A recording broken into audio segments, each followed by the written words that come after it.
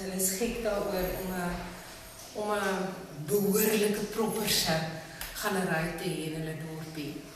En ons kry heelwat verskillende kunstenaars in om uit te staan.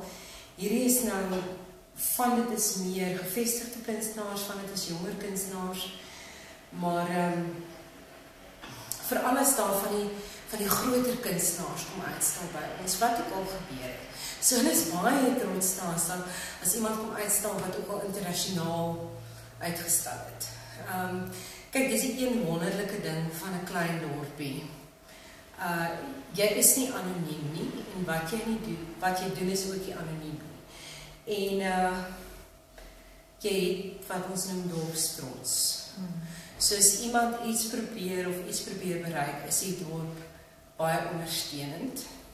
En ek moet sê, ek het seker die coolste groep boere kontemporêre kunskopers in die land.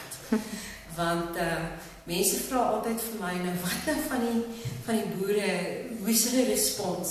En aanvanklik het ek gedink, jy sê, hulle gaan seker net landskappe koop. En dit was vir my 'n groot verrassing, want dis nie hoe dit werk nie.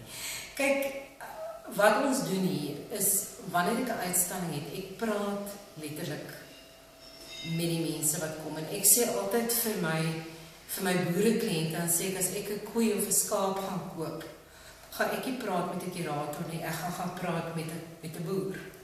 So, net mooi, om daai rede, as 'n boer kom kuns koop, dan kom praat hy met my. En dit werk. Dit is lekker. Sjoe, dit is